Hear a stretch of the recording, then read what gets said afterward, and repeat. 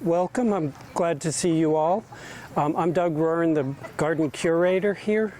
I don't have a lot of rules, but the only thing is I love questions. And this is not meant to be a complete tour of the garden by any means.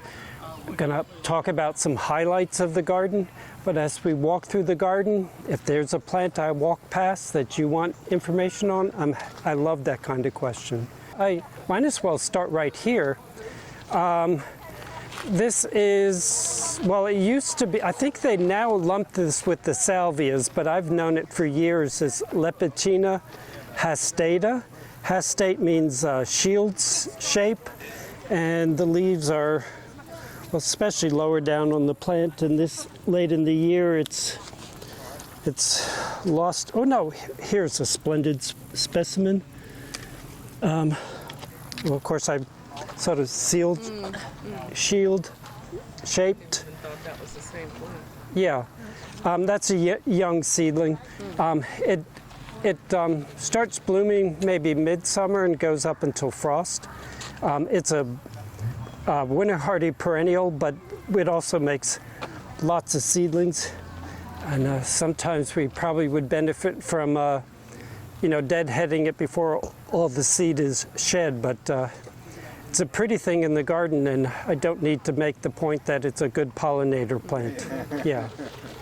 And some people are uncomfortable when they see a lot of bees and wasps visiting flowers, but they are so focused on feeding that they're not ever going to, well, I shouldn't say ever, but they're not going to bother us. Okay.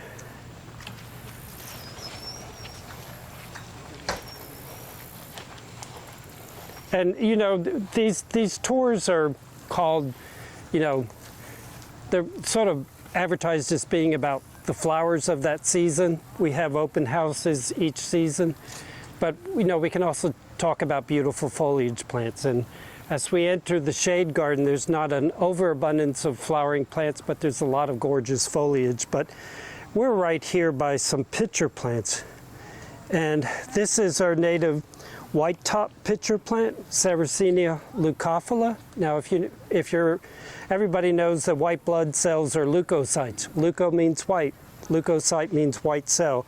This is leucophylla, white leaf. Patrick McMillan, who's one of the most knowledgeable people about plants native to the southeast, I asked him, well, why are these white? Well, they trap mostly moths. And so the moths flying at night can see that white top of the pitcher. Last fall, we split one open from top to bottom, and it was almost entirely moths inside. Another southeast native, Sarracenia alata, traps mostly yellow jackets. Again, from the bottom to the top of the pitcher, it was full of yellow jackets. The most recently caught ones flew away when we split open the pitcher. So, and both of them put up a whole lot of new pitchers this time of year, because this is sort of the peak of yellow jacket activity. The subshrub back here with blue flowers is one of the leadworts. Wort is just an old English name for plant. That's Ceratostigma willmottianum. People new to the scientific names of plants are often terrified of them, but willmottianum is named for Miss Wilmot, a very famous English gardener from the last century. She at one time had 100 gardeners, but she also died impoverished, so probably would have been served by having fewer than 100 gardens. But it's in bloom for months and months in the summer. There is another Ceratostigma that's a low ground cover. I don't know if we'll get all the way into pseudo to see it, but it's a much more common plant. But I especially love this because it's such a true blue. Okay. Does this area like to be more wet? Yes, yes. Much in the way dirt, almost looks like sand. Well, our native soil varies quite a bit in the 27 acres here, but it's predominantly a sandy soil. When you get east of Raleigh, you're on the coastal plain, and the soils tend to be more sandy than the clay soils of the Piedmonts or the mountains. So this is our native soil with peat moss added to it, and it was a site that was very wet after a rain, and so they excavated it, added the peat moss and sand, our native sand soil mixture to it, and so it serves the dual purpose of being a rain garden and also being a site where we can feature these plants that normally grow in a bog situation. And survive cattle. Well, they survive what? Cattle. Like if you put them out of, I have a friend that has a farm that I want to try some. Or will cows eat them? I don't know if cows would eat them. I might guess that they would, but you know, I would think the bigger problem with cattle is them stomping on them. Yeah. Yeah. Yeah. So I don't know the answer to your question. Yeah. All right. Let's see. Oh, I know. We were going to see a toad lily.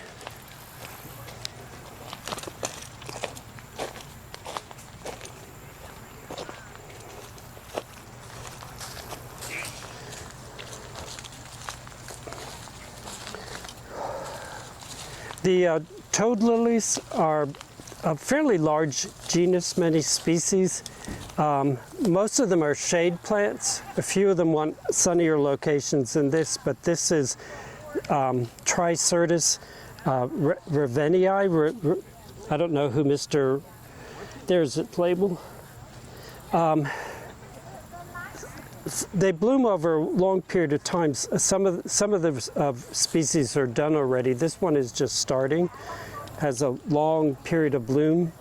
You know, I love the derivation of words. That was Ceratostigma.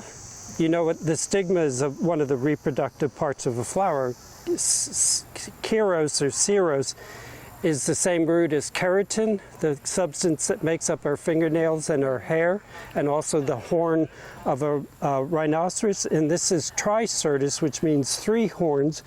And if you take the flower and turn it upside down, it has like 3 horns at the base. Yeah, and those are probably the nectaries. And so sometimes when you start to figure out, you can pass that around, figure out the derivation of words are a lot less scary. But the Tricyrtis are generally slowly spreading and easy shade plants for the most part. Flower head has the seeds in it. That underside was seeds, and it drops. Let's see. This is a fruit. This is a flower that finished a while ago.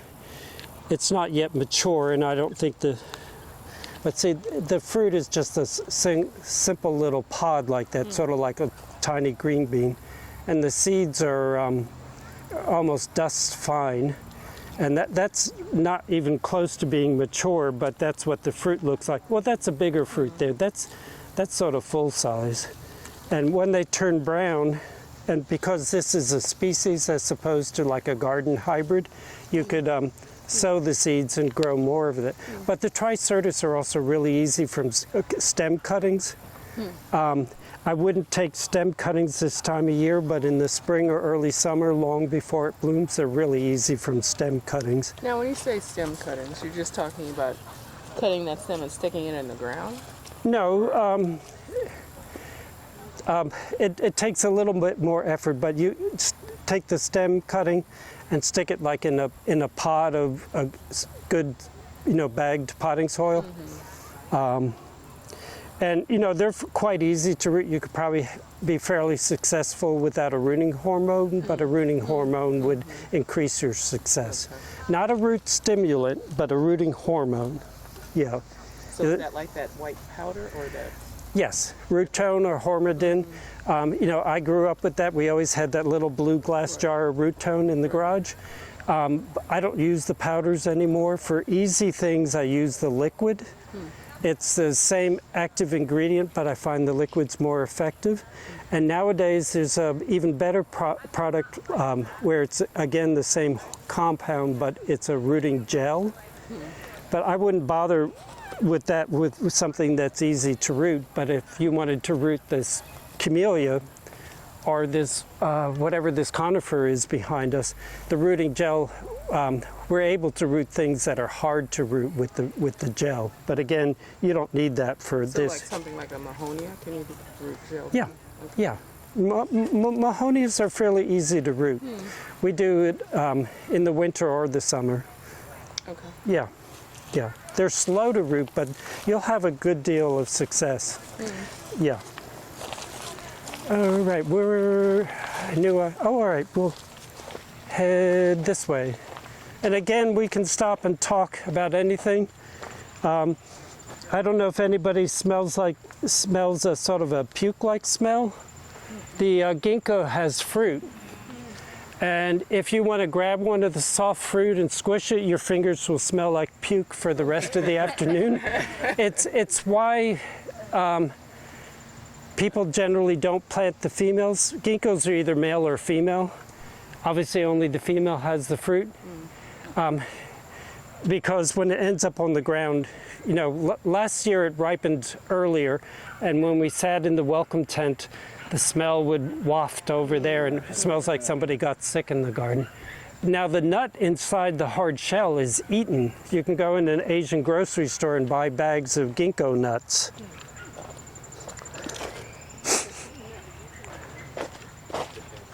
All right. Oh, Lord. I'm not smelling this on the air, but often this time of year you can smell the tea olive on the air. The flowers are very fragrant and it blooms several times. This is the second time it's bloomed this fall. It sort of produces a flush of flowers, blooms out completely. Are you getting any fragrance from that? Yeah. Okay. And they're in the front yard. We have one of the orange flowered selections of that. Can you use those leaves for tea? The flowers are used to perfume tea. I don't think the foliage is. The time I went to China, we went to the wholesale tea market in Shanghai, and one of the people on the trip was David Parks from Camellia Forest Nursery in Chapel Hill. He bought, you know, one of those big plastic bags like you buy cotton candy in at the fair. That was just those flowers. I can't imagine harvesting enough of those flowers to fill up a bag that size, but it's used to perfume tea. These spider lilies, also, you know, I've always known them as spider lilies. Of course, they're not the only plant called spider lilies. They're also called surprise lilies, or what else do we call them? But this is the one that's most common in the south. This is like, all the spider lilies that are Lycoris.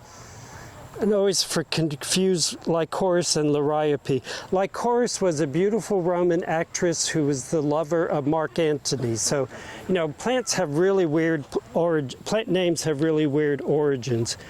But they grow from a bulb. They're close relatives of Amaryllis.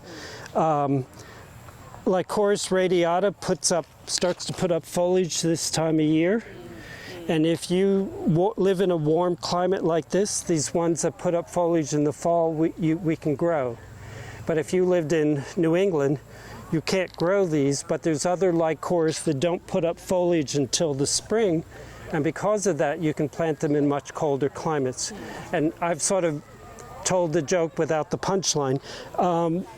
The reason you can't grow these in colder climates, that in like zone 6 and colder, that foliage would get destroyed over winter, and the bulbs don't die immediately, but they starve to death after a few years of going without foliage. But the ones that don't put up foliage until spring, you know, are as easy to grow up there as daffodils. So how tall, for example, that little foliage, is that what you're going to have? Yeah, the foliage will be about this tall. Okay. It'll look a lot like Liriope foliage. Yeah. Do deer like them? No. Really? No, things in the amarylid family, which include daffodils, generally deer don't eat them. Yeah. Now, I always hate to say that, and usually someone in the audience says, they eat them in my garden. And, you know, I've never known deer to eat ferns, and this year a couple people have been saying they're eating ferns in my garden, so you never know.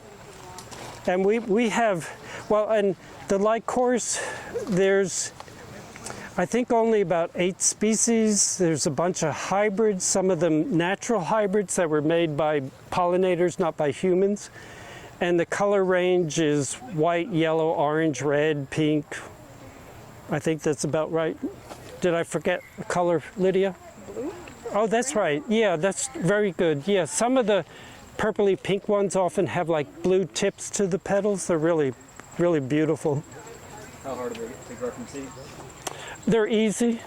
It'll take a few years before they're blooming size.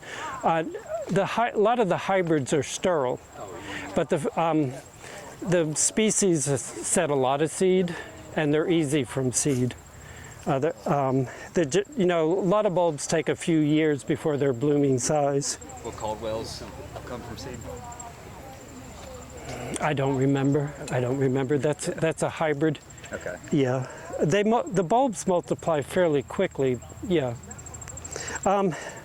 Sort of a plant that I could show you at our next open house, which is our winter open house, because it's going to look the same way. This is one of the butcher brooms, Ruscus aculeatus, also known as knee holly, but this is a short cultivar. The cultivar is Elizabeth Lawrence, so it's really more of an ankle holly. It gets its name knee holly because if you want to pet the plant, it's quite pokey. Last year I had the job of harvesting the fruit because we grow it from seed, and I didn't have fun doing that. Yeah. How old do you think that plant is? Well, most of our labels under the QR code have a year, and that would be the year that that plant was planted. Yeah, this was planted in 2000, so this clump has been here for almost a quarter century. Okay. Sounds a lot longer when you... Yeah. What's that? We bought one in the spring. Okay. Sometimes we dig things from the garden, so... Could be an odor. Yeah, this could be that some portion of it has been removed. Oh, well, I understand your point. Yeah, sometimes a plant in the garden might be 24 years old, but maybe we've at some times have dug parts of it for nursery production. Yes, thank you, Lydia. Pulled those. How long would it take you to get anything? Here's a year-old seedling. They're slow. Yeah, they're slow from seed. No, they'll germinate, but it's a while before it has any size to it.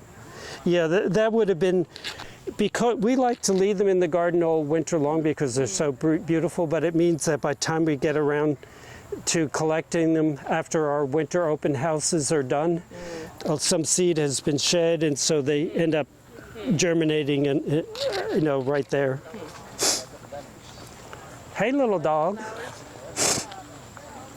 Alrighty.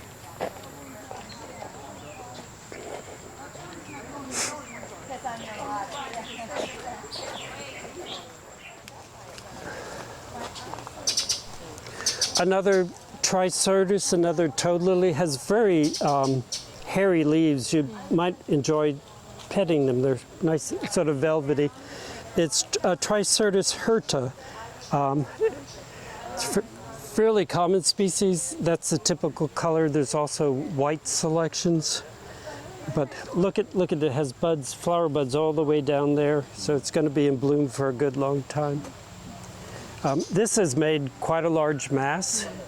You know, if you end up with too much of it, you can just dig it up and share it with friends. It's nice to have something blooming in the garden in fall.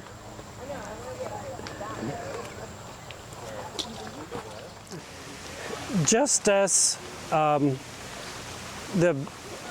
begonia family, and actually I believe the begonia family only has one genus in it, the genus Begonia. is largely a tropical family. This plant in front of us is a member of the African violet family, and that too is a largely tropical family. And until recent years, we didn't know that there are quite a few members of that family that are winter hardy. Some of them are sun lovers. This is one that prefers shade and only doesn't bloom until fall or late summer. It's Hemiboea. Hemiboea, let me see the label. I'm really good at reading labels. Subacollis. Collis is stem. I'm not sure what suba means, unless it means fat. But as you can see, it's a spreading plant. A lot of people are scared of spreading plants. Spreading plants are really good at outcompeting weeds because there's no spaces in between the plants. You know, you don't combine a spreading plant with a smaller or similar sized plant, but they're a good ground cover between bigger plants like this robust fern or the Camellia sinensis. If you had tea for lunch, this was the source of it, or this big rhododendron. We have several species in this genus. A new one, I think that was acquired just this year, has lavender flowers. It just started blooming. There's a small plant of it in front of the White House. There's another species that's not blooming yet and has smaller flowers, but makes a real showy display of them. Questions on any of that? Okay. And oh Lordy, can we take a few steps back? There's a really nice salvia.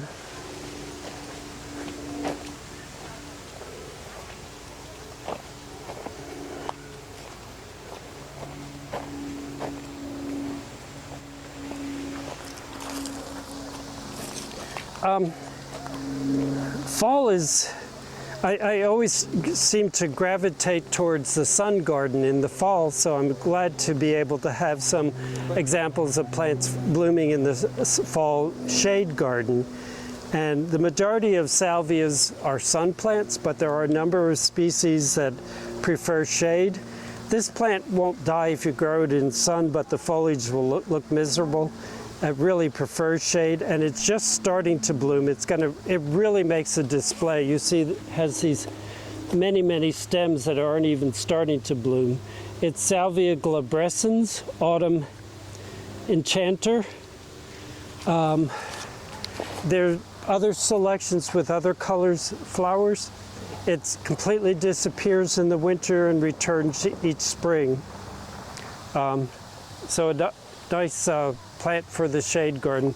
Another Tricyrtis, one of our own hybrids that we haven't decided if we're going to name it or not. Assuming this one also is a spreader.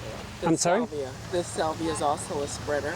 Yeah, But it takes a while to do that. yeah, it's not a vigorous spreader, but it definitely makes a bigger mass each year. And so you can easily propagate it by just digging up pieces and relocating. I wouldn't take cuttings of it while it's blooming, but early in the year, the new growth before it's blooming, it's real easy from stem cuttings. Most flowering plants are easier to root when they're vegetative rather than flowering. Some things become really hard to root once they start flowering. Yeah. Okay.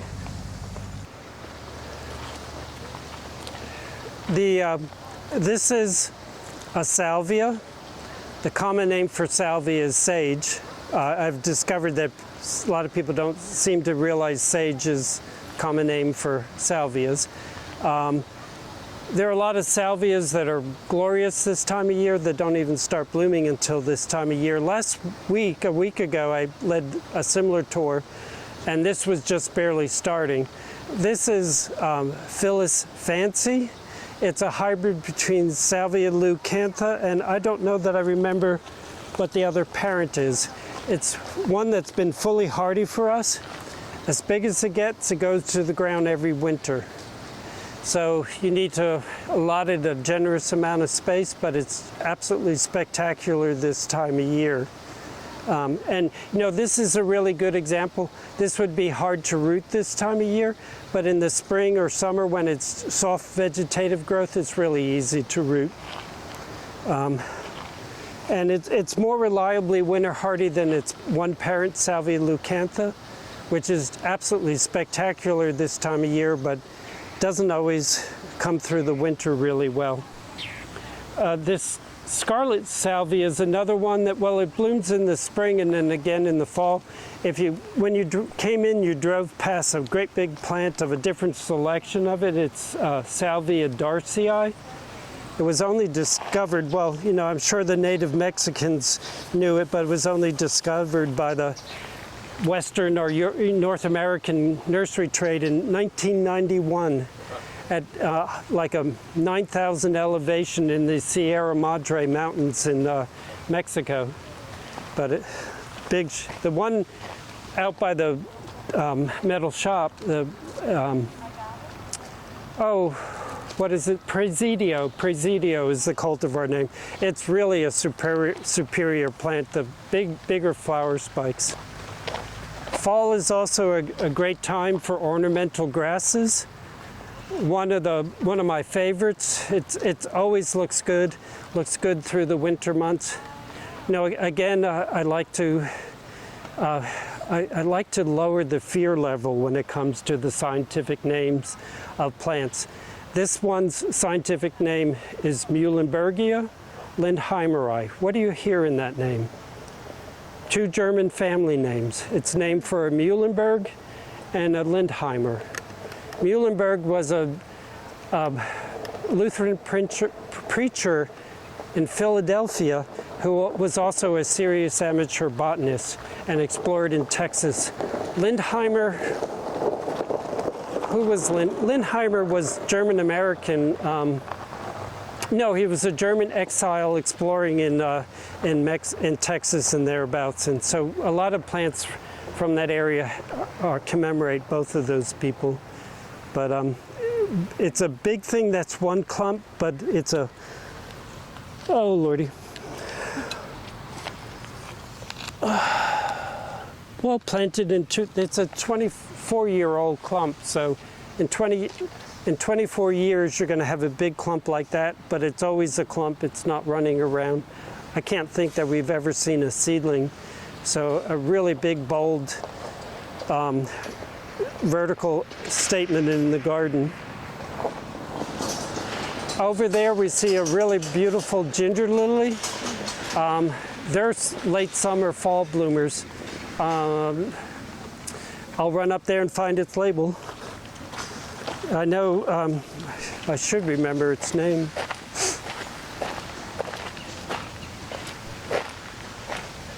Yeah, that's Ann Bishop. And if you have a shade garden and want to grow ginger lilies, some of the ginger lilies actually prefer shade. If they have, so we'll see one out there. This is the type that wants full sun, but some of the ones with very thin leaves are often happier with some shade and not hot sun all day. This is a really interesting grass here. That's palm grass. Very atypical leaf for a grass. It's a hardy perennial. I do have to tell you that it makes lots and lots of seedlings. They're easy to pull out when they're small, but you know, if it didn't have such gorgeous foliage, we would probably not have it in the garden. It's very closely related to the millets that are grown for feeding pet birds. You've probably seen like that. Okay. What's that right there that has that little flower next to the kid? Oh, wonderful. Thank you. I'm happy to talk about this. We met the African violet relative over here, also an African violet family member. It's one of the Syningias. This one is a hybrid. This is probably Bananas Foster. I'm not sure. But, and we'll see one of the parents over here. That one we met over there loves shade. These are sun lovers, and they are in bloom all summer long. Hummingbirds love these tubular flowers. They make a huge tuber underground. If you buy one in a container, the plastic pot will probably all pushed out because it's filled the pot up with this big tuber. Just as easy as can be, very drought tolerant with that big tuber. And you know, as I said already, it's in bloom all summer long. Completely disappears in the winter, but comes back in each spring. Excellent plants.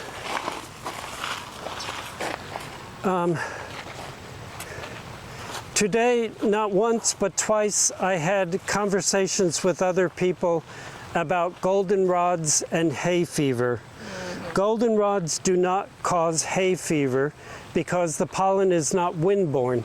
You see a bee visiting the flowers, they're pollinated by insects. But when goldenrods are blooming this time of year, another native plant is blooming that has windborne pollen, the ragweeds. So people, you can overlook the ragweeds, they're not showy in bloom. And so, you know, every fall when people are suffering from hay fever, they see that goldenrod is blooming and they blame goldenrod, but it does not cause hay fever. There are a few goldenrods that are really good, well-behaved garden plants. This is Solidago Drummondii, again, a German. Well, I don't know if the Drummonds were a German. They were actually English, but anyhow. There were two Drummond brothers working for the Veitch Nursery in England, and one of them explored in Texas. So this is a species of goldenrod from Texas that we really like. This was planted also, 2009. You see, it's not even close to taking over the world. It's a really well-behaved clump former. And big and showy. I think a lot of these are also really pretty in their dried forms through the winter months. I see there's this asparagus. Yes. A type of asparagus. Yeah. Can you talk more about that and the variations? Absolutely. The question was this asparagus. There's one species of asparagus grown as a vegetable. A lot of them are edible. Some don't taste too good. Some are tastier than the ones. But a lot of them are very beautiful foliage plants. Well, indeed, there are asparagus ferns that are grown as houseplants and grown for the cut flower trade, and some of those are winter hardy here. So we're growing these for the foliage. The plant isn't very well displayed by us right now, but there are some in the garden, other species in the garden that are really spectacular. There's one called Solidago horridus, because the foliage is so horrid. It's like petting a spool of barbed wire. Yeah, if you want to have that experience, if you go to the end of that road there and turn left, it's in the top of the crevice garden. Oh, this is an incredible plant. This is a clematis. Not all clematis are vines. This one doesn't twine or it doesn't have any way to climb up. It just makes this big mound. It was in bloom for months in the summer. You can see all these spent flowers down here. It puts a new flush of growth and it's in bloom for months in the fall. It's Clematis fruticosa, Mongolian gold. I believe this is probably just one plant making a big mound. The foliage is also handsome.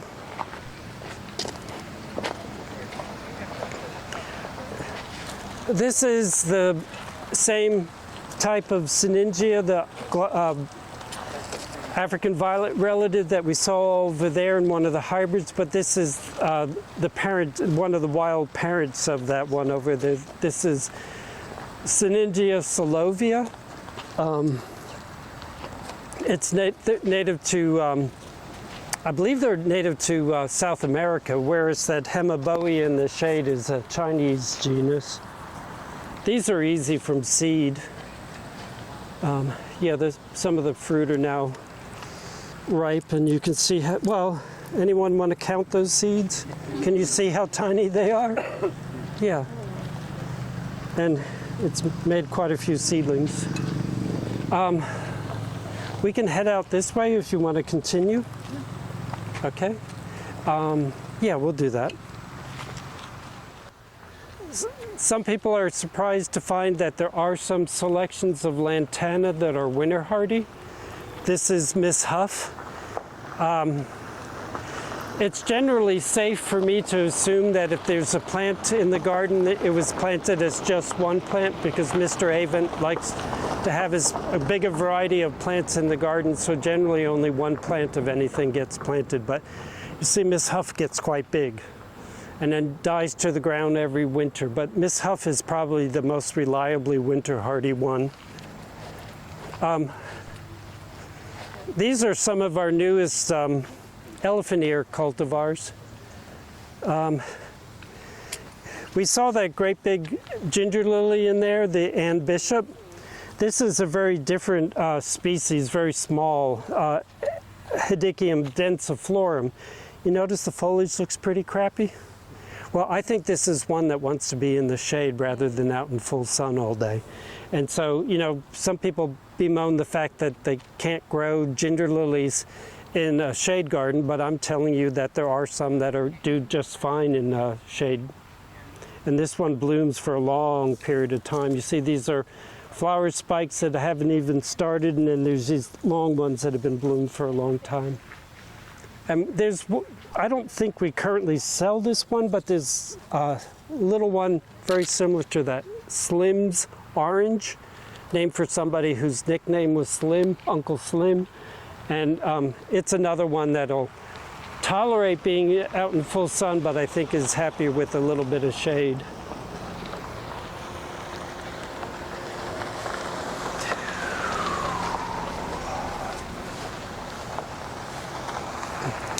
And as you notice, the pollinators love the lantanas.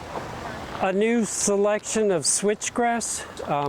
Switchgrass is extremely widespread native grass, Midwest, East Coast. The common switchgrass are Panicum virgatum. This is a selection name. Let's see, Leadbetter Blues. I have to step back a second in my mind and think. The blues musician was Leadbelly, and his family name was Leadbetter, so this is Leadbetter Blues. It's the switchgrass are very variable. There are selections, well, we actually walked past one that are only about this tall and great big glorious things like this. Most of all the good selections manage to stand up, and they remain really beautiful through the winter months. Sort of like you take a black and white photograph, so you don't have the blue tinted foliage in the winter, but you have the same seed heads through the winter months. Well, I won't wait for all of them. I probably point this plant out in the spring open house and the summer open house, and now it's the fall open house. It's Gaillardia. Everybody knows Gaillardia or Indian blanket flower, but they know a different species. Gaillardia, what are the common ones? I don't remember. But the common ones are the ones that are typically a red flower with yellow tips to the petals. They're basically, at the very best, a short-lived perennial, or reseeding short-lived perennial. They're good garden plants. But, you know, they're sold as a perennial, and I don't consider them a true perennial. But Gaillardia estivalis is fully winter hardy. I've known it for, well, you know, probably since the 1980s. It's gone through summers when we've gone months without rain, and it continues to bloom. It spreads modestly. You know, it doesn't stay put, it makes a bigger mass. The purple and white forms are the Texas subspecies, Estivalis winkleri. The yellow ones are the straight Gaillardia estivalis, occurs through a much wider range, including North Carolina, and we sell our selection of the yellow one, Glitz and Glamour, but this one we sell is Grape Soda. Is that the name, Lydia? I think so. Grape Sensation. Grape Sensation. But you know, if you have a sunny, dry spot, it's without any hesitation, I would highly recommend it. You know, along with the autumn sages, which are starting to really bloom heavily.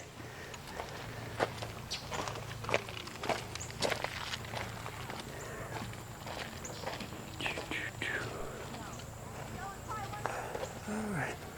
Oh.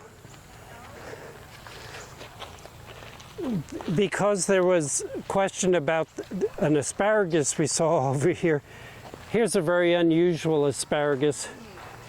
A lot of the asparagus are real thorny.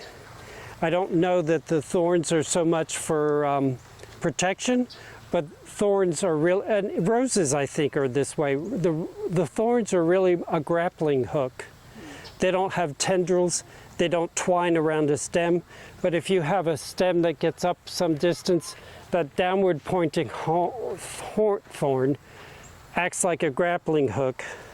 So this is a great big vine. Some of the asparagus are vines. Here's its foliage here. I'll show you one of my favorite autumn plants.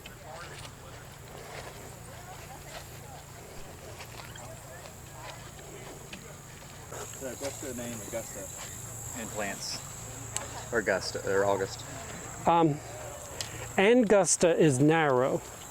Augusta, I'm sure, would be the same root as the word august, something that's good or wise or something like that. Yeah, but and you encounter angust more often like angustifolia, narrow foliage, but You're with us now, getting plants from Augusta. This is a wild banana. It's not the parent of the cultivated bananas, but it's a banana that's fully winter hardy. Here it's the pink velvet banana, Musa velutina. Velutina means velvety, and the fruit are sort of fuzzy. Not soft and pleasant, but they are fuzzy. Most of the bananas, all the bananas that are grown for eating, do not flower on a new stem. The stem has to go through a winter, and in their second year, they flower and fruit. So even if you get one of the edible bananas through the winter, if it's died to the ground, that new stem that comes up the subsequent year is not going to produce fruit. But these go to the ground every winter, they regrow every spring, and they flower and fruit every summer. I don't see any more flowers. These are just the fruit. And what's really fun, when the fruit are fully ripe, they split open on their own and they peel back. And you know, if the outside of the fruit is pink, the inside is white. So you have the pink fruit with a big white star of the inside of the skin and the cone of the fruit standing out. Now somebody's going to ask, are they edible? They are fully edible, except there's almost nothing to eat inside. The bananas and plantains we eat are sterile. Those little freckles inside are seeds that did not develop. A lot of our cultivated edible plants no longer reproduce by seed. You know, if they were still living in the wild, that plant would die out. I'm looking for my knife. My knife is always in my back pocket. Here it is in my front pocket.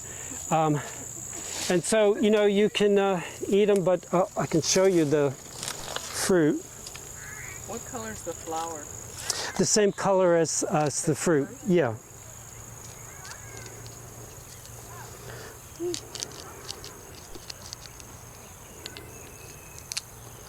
And if you're working with banana plants, don't do it with your favorite clothes, because the sap will stain your clothes. You will not see the stain until you wash and dry the clothes, and then you'll have this permanent tea-colored stain on your clothes. But see the big black seeds? It's almost entirely these big black seeds. This is not ripe, so you know, an unripe banana is pretty unpleasant to eat. But when it ripes, this little bit of pulp tastes just like this banana. So it has that same kind of sliminess almost. Yeah, When it's ripe. yeah, That a banana would have. yeah. But they're real easy to grow from seed. I've grown it from seed a bunch of times. And the fun thing about it, you sow them, you know, for months and months, they don't germinate. And then it's like they said, hey, let's germinate today. And suddenly there's 100 seedlings coming up in the pot. It's funny how some things behave. And these seeds, since they've turned black, probably are mature enough to sow. Anybody want some sticky? All right, I'll put them down. The fall is is when I think the peak of our ornamental fruit display is fall and winter. This is our North American native Calicarpa americana. What do you think Americana is referring to? And Calicarpa, Cala means beautiful, carpa is fruit, so beauty berry. It's beauty. The common name and the scientific name are the same. This, you know, the typical color is that bright sort of fuchsia purple. This is a pink selection called Welch's pink, which I'd rather have that real saturated purple. But and I think a lot of people assume that if it has fruit in the fall, it's going to be a winter display. It's true of some things, but not most of the beauty berries, because the fruit shrivels once we've had some good hard frosts. So it's not a winter display, but a really delightful fall display. Birds also readily take the seed. Does it prefer dry soil or wet? It will grow in very wet spots. I wouldn't plant it in a droughty spot. It'll take average moisture. Yeah. We've been having trouble with their irrigation system this summer, and this side of the garden seems to be dry. Do you cut it back in the winter time? Thank you for that question. Yeah, beautyberry does not have to be cut down in the winter, but I cut this one to the ground the beginning of this year, because we have a lot of plants in this small space, and even though I cut it to the ground, it got this big, and this is big enough. So if you need to keep it smaller, you can cut it to the ground every winter. They bloom on new wood, which means they put up new growth this spring, they flower this summer, they still have the fruit. You don't miss out on the fruit display. Whereas if you cut a spring blooming shrub like Forsythia to the ground in winter, you're not going to have any bloom in the spring.